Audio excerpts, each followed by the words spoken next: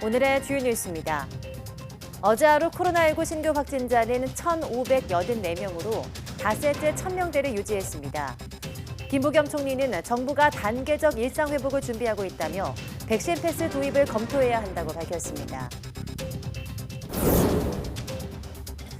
화이자의 코로나19 백신이 델타 변이 효과적이면서 상대적으로 부작용 우려도 적어 전 세계적으로 가장 많이 사용되고 있습니다. 추가 접종, 즉 부스터샷과 어린이 대상 백신까지 승인받으면서 화이자 백신의 사용은 더 늘어날 전망입니다. 미국 식품의약국 FDA가 모더나의 코로나19 백신 추가 접종 승인에 부정적인 반응을 보였습니다. 앞서 모더나는 시간이 지나면서 백신 효능이 약해진다며 65세 이상 고령자 등의 추가 접종 승인을 FDA 요청했지만 FDA가 일단 부정적인 견해를 밝힌 겁니다.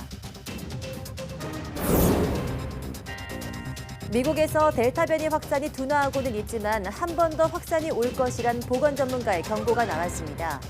또 백신 접종으로 현재 코로나19 대유행이 토착 질환 수준으로 전환될 것으로 전망됐습니다. 국제통화기금 IMF가 변이 바이러스 확산으로 올해 세계 경제 성장률 전망치를 지난 7월보다 0.1%포인트 낮춘 5.9%로 하향 조정했습니다. 주요 선진국의 성장률 전망치가 모두 하향 조정됐지만 우리나라는 4.3%로 7월 전망치를 유지했습니다.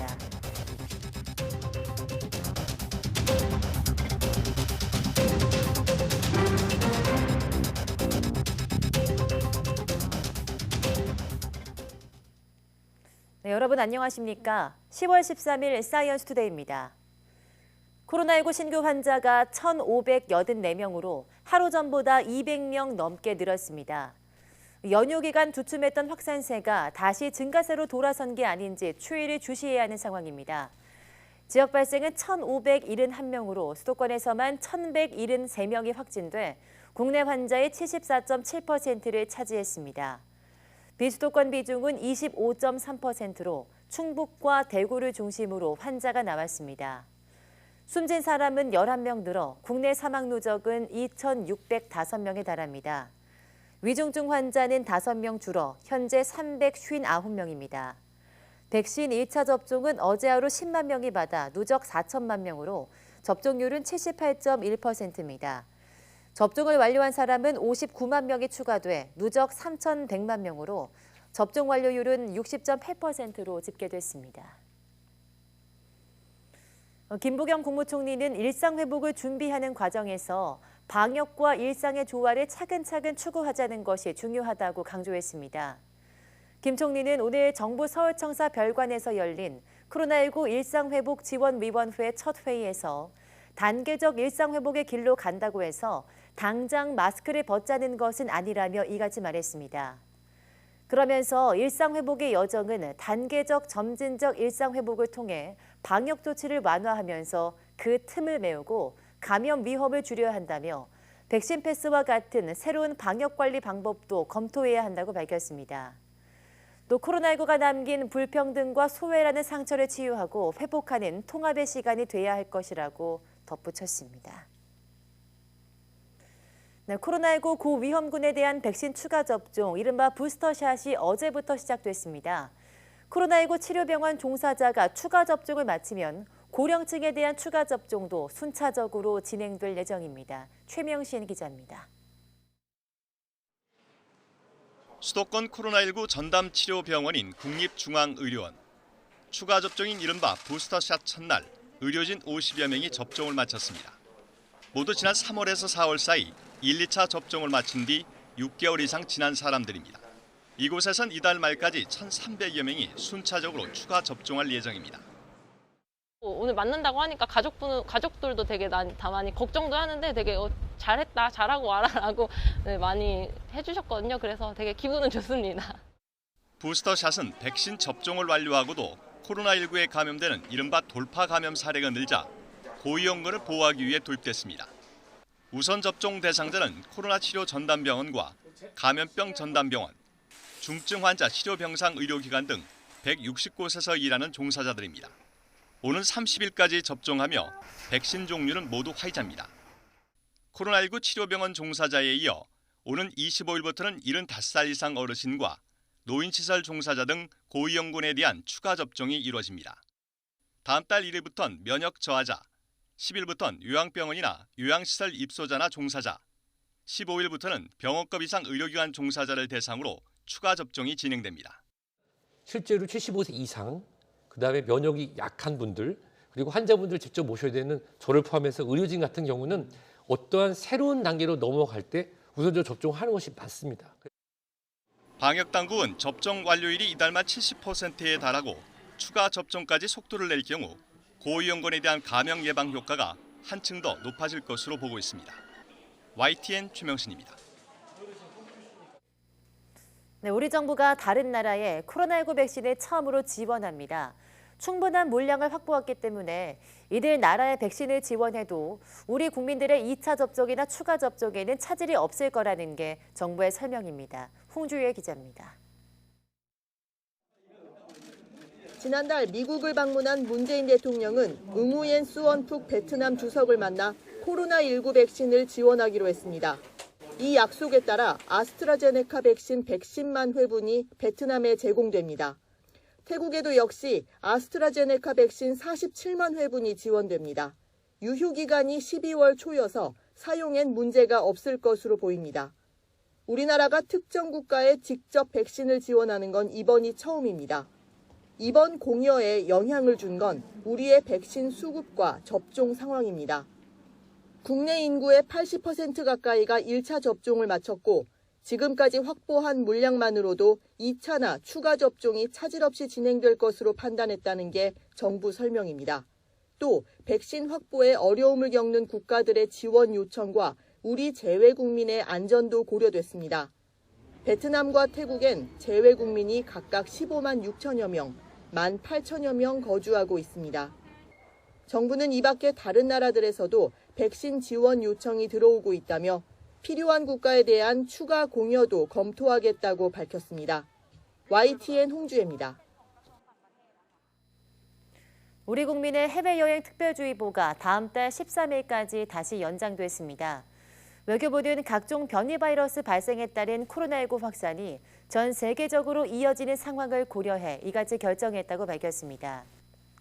이 기간 해외여행을 계획하고 있다면 여행을 취소하거나 연기하고 해외에 체류 중이면 코로나19에 감염되지 않도록 안전에 특별히 주의해달라고 당부했습니다. 다만 국가와 지역별 코로나19 동향, 국내외 백신 접종률 등을 종합적으로 고려해서 특별 여행주의보를 국가나 지역에 따라 단계적으로 해제하는 방안을 검토하겠다고 덧붙였습니다. 코로나19 이후 국민연금 해외 수급자들이 확인서 제출에 차질을 겪어 지급이 중지된 사례가 급증한 것으로 나타났습니다. 국회 보건복지위원회 최종윤 의원이 국민연금공단에서 제출받은 자료를 보면 코로나19 이후 국민연금 해외 수급자의 수급권 확인서 미제출 건수는 2019년 781건에서 2020년 2006건으로 크게 늘었습니다. 재외국민과 외국인 등 해외 수급자는 연 1회 수급권 확인서를 제출해야 합니다. 기한 내 제출하지 못하면 연금 지급이 일시 중지되고 일시 중지 기간이 2년 지나면 급여가 정지됩니다. 확인서 미제출로 연금 지급이 일시 중지된 건수는 2019년 483건에서 2020년 1,657건으로 243% 증가했습니다. 올해도 2분기까지 확인서 미제출 950건, 지급 일시중지 742건, 지급정지 208건으로 집계돼 지난해와 비슷한 수준을 보일 것으로 전망됩니다. 코로나19 영업손실 보상 신청이 오는 27일부터 시작됩니다. 정부는 이틀 안에 보상금을 지급할 수 있도록 온라인 통합관리 시스템을 구축할 계획입니다. 보도에 이지은 기자입니다. 코로나19 집합금지와 영업 제한으로 피해를 입은 소상공인과 소기업들. 최대 1억 원 한도에서 영업 손실의 80%를 보상받게 됩니다. 보상금은 하루 평균 손실액의 방역 조치를 한 날짜와 80%를 곱해 계산하며 27일부터 신청할 수 있습니다. 정부는 신속한 보상금 지급을 위해 온라인 통합관리 시스템을 구축하기로 했습니다. 서류 증빙 부담을 없애고 이틀 안에 보상금을 지급할 계획입니다. 지자체와 국세청의 자료를 적극 활용하여 보상금을 사전에 산정하고 빠르게 지급하는 신속 보상을 추진할 계획입니다. 전국 시청과 소상공인시장진흥공단 지역센터 등 300여 곳에 전담 창구도 마련됩니다. 하지만 80%가 아닌 100% 보상이 필요하다는 지적이 계속 나오고 있고 여행업과 공연업 등 대상에서 빠진 피해 업종의 반발도 거셉니다. 또 고강도 방역 조치가 길어지면서 보상에 필요한 돈이 추경 예산 1조 원보다 더 늘어날 것이란 분석도 나오고 있습니다. 이에 대해 기획재정부는 기금 여유 재원 등을 활용하는 방법을 검토하고 있다고 밝혔습니다. YTN 이지은입니다. 지난달 취업자가 7년 6개월 만에 가장 큰 폭으로 증가했습니다. 통계청이 발표한 9월 고용 동향에 따르면 지난달 취업자는 2,768만 3천 명으로 전년 동월 대비 67만 1,000명이 증가했습니다. 이는 지난 2014년 3월 72만 6천 명이 늘어난 이후 가장 큰 폭의 증가폭입니다. 취업자는 지난 5월 61만 9천 명 증가 이후 50만 명대 증가폭을 보이다 넉 달 만에 60만 명대로 올라섰습니다. 보건업과 사회복지 서비스업이 28만 명, 운수와 창고업이 16만 3천 명, 교육 서비스업이 9만 8천 명이 증가한 것으로 파악됐습니다. 연령대별로는 30대를 제외하고 전 연령에서 취업자가 증가했는데 20대는 20만 2천 명이 늘었습니다. 통계청은 지난달 고용 동향은 비대면 디지털 업종 전환과 수출 호조 등으로 취업자는 증가하고 실업자와 비경제 활동 인구는 감소해 고용 회복세가 지속되는 모습을 보이고 있다고 설명했습니다. 네, 경제 허리로 불리는 30세에서 49세, 이른바 3040 세대 고용률이 OECD 38개국 중 31호 저조한 것으로 나타났습니다. 전국 경제인 연합회 산하 한국경제연구원이 통계청 자료를 분석한 결과 3040 취업자 수는 2015년 1,262만 1,000명이었지만 지난해에는 1,171만 명으로 91만 1,000명이 줄어 지난 5년간 연평균 1.5% 감소했습니다. 지난해 숙박음식점업과 도소매업 분야에서 13만 명, 제조업에서 5만 명의 일자리가 각각 사라졌습니다. 3040 고용률은 지난해 76.2%로 지난 5년간 0.7%포인트 감소했고 2017년부터는 계속 줄고 있는 추세입니다.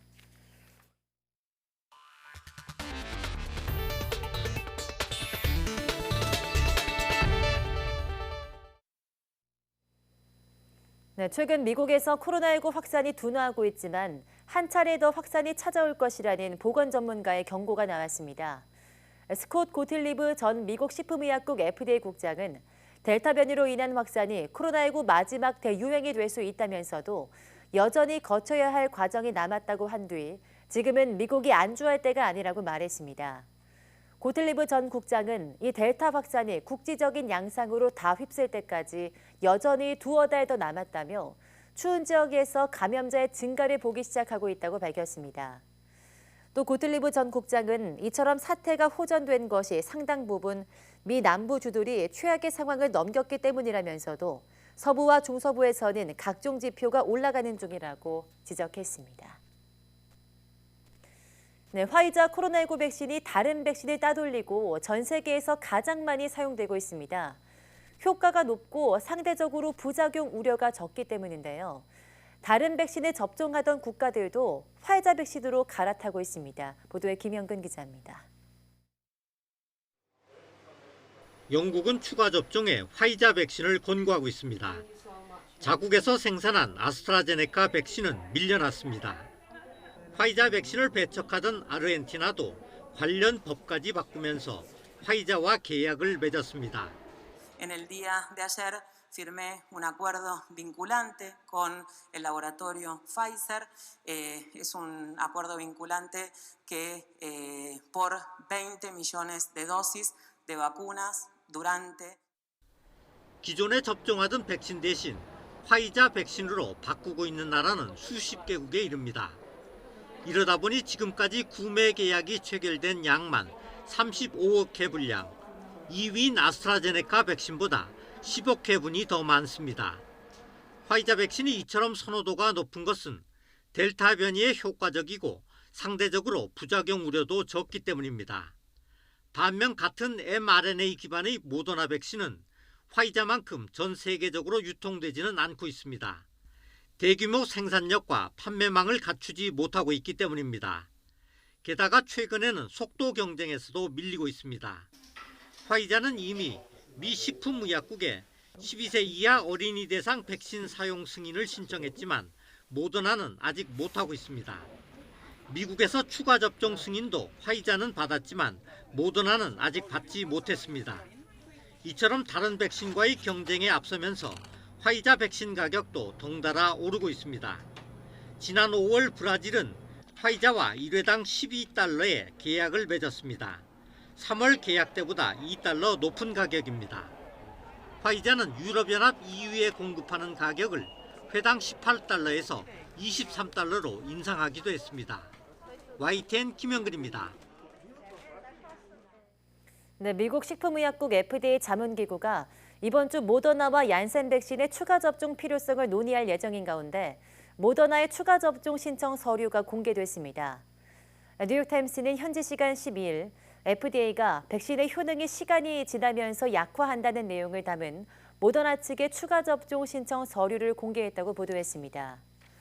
모더나는 이 서류에서 자사의 코로나19 백신 접종을 마친 지 최소 6개월이 넘은 사람에게 정규 투여량의 절반 용량 백신을 추가 접종하도록 승인해달라고 요청했습니다. 또 돌파 감염 비율과 2회차 접종 6개월에서 8개월 뒤 중화 항체 수준 저하 등을 근거로 들면서 세 번째 접종이 항체 수준을 더 높게 끌어올리는 것으로 나타났다고 설명했습니다. 이에 대해서 FDA는 부정적인 반응을 보였습니다. FDA는 모더나의 코로나19 백신이 부스터샷을 위한 기준에 모두 부합하지 않는다는 내용의 보고서를 공개했다고 로이터 통신이 보도했습니다. FDA는 모더나 백신의 경우 2번만 접종해도 예방 효과가 강하게 지속되고 추가 접종을 해도 항체가 많이 늘지 않는다는 점을 지적했습니다.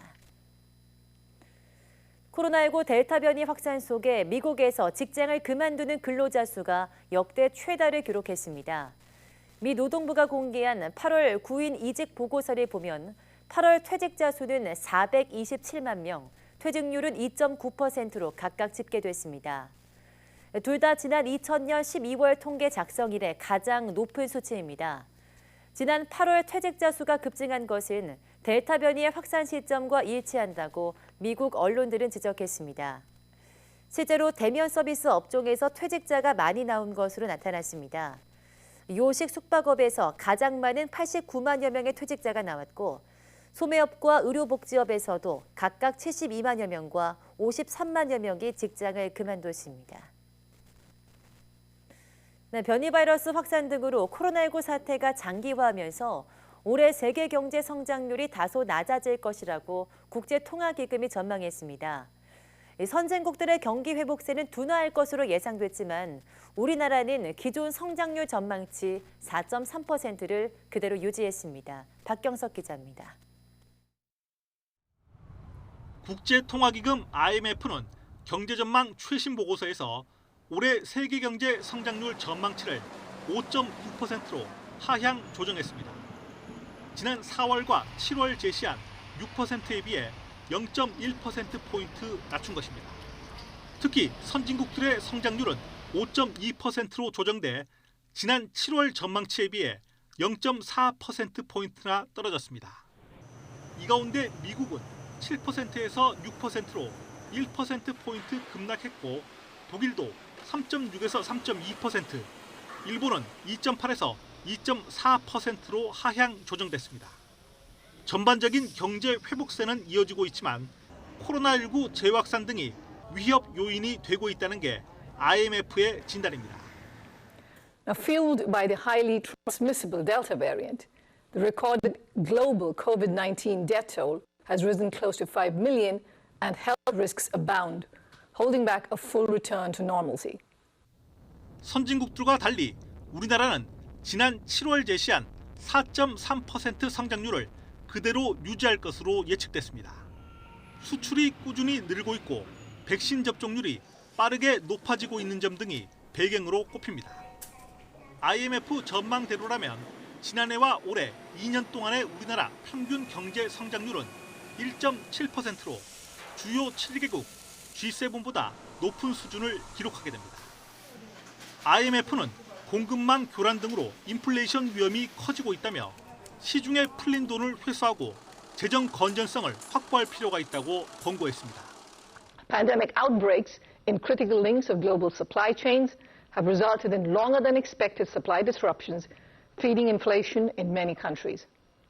IMF는 내년엔 세계 경제가 4.9%, 우리나라는 3.3% 성장할 것으로 전망하면서 물가 상승 압력은 다소 진정되겠지만 불확실성은 여전할 것이라고 밝혔습니다. YTN 박경석입니다. 네, 코로나19 여파로 세계 반도체 공급이 차질을 빚는 가운데 애플이 최근 출시한 아이폰 13 생산량을 1,000만 대가량 줄이는 방안을 검토하고 있는 것으로 알려졌습니다.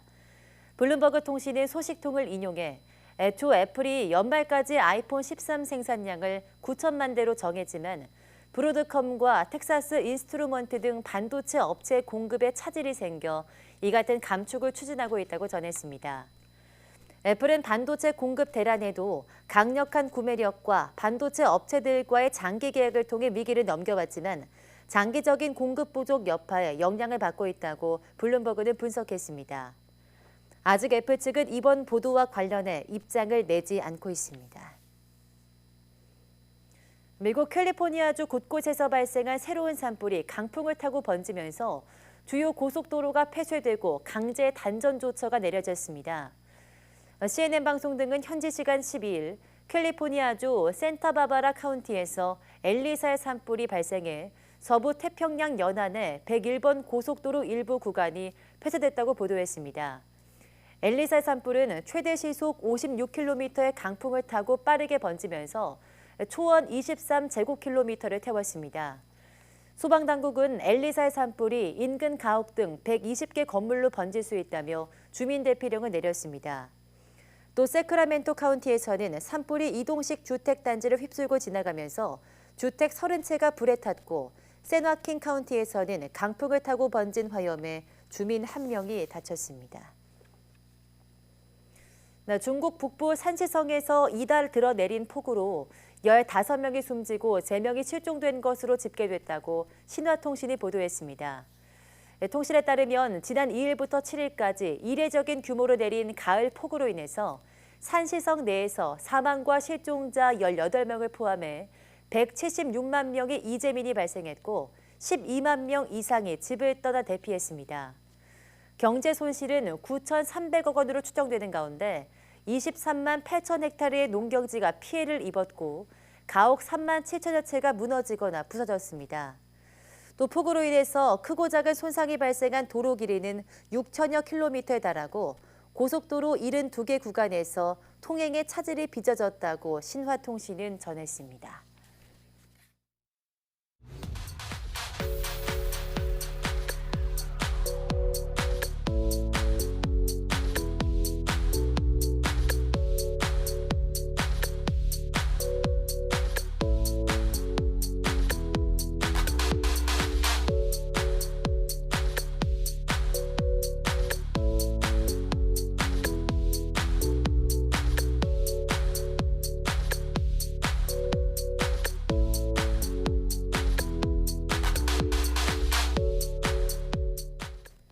네, 이른 아침에는 이제 가을도 지나가고 있구나 싶었는데 한낮은 아직 선선하고 포근한 가을바람이 느껴집니다. 일교차가 10도 이상 벌어졌는데요. 이맘때 건강관리가 중요합니다. 따뜻한 겉옷 챙겨주시고 실내 온도와 습도도 적절하게 유지해 주시기 바랍니다. 뉴스 마치겠습니다. 함께해 주신 여러분 고맙습니다.